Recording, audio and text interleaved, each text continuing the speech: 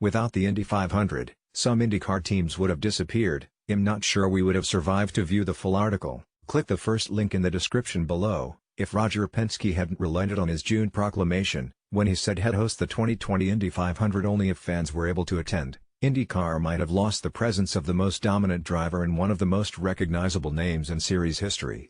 For more than 60 years, A.J. Foyt has been a staple of American open-wheel racing, particularly at the Indianapolis 500, where he solidified his place in history as the first ever four-time winner. Either he or his team have run in every edition of the greatest spectacle in racing since 1958.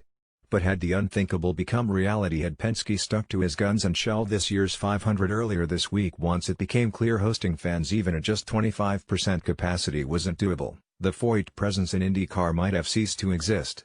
If we didn't have the Indy 500, I'm not sure we would have survived, to be honest, A.J. Foyt Enterprises president Larry Foyt told the Indianapolis Star this week. As a business, right now, it really is that important and that big for us.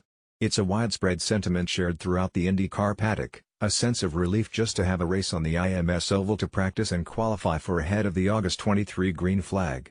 The devastation of the idea of running on an NBC network broadcast in front of 240,000 empty bleacher seats was softened almost immediately on Tuesday.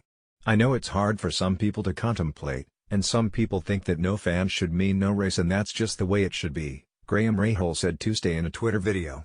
I was one of those guys. But without this, I really don't know if the series goes on in the same manner. I don't know if all the teams survive without the Indy 500 when we go on into the winter. I know I've seen a lot of you on Twitter that would rather see us out of business than to see us run this race without fans, but it is critical we go forward.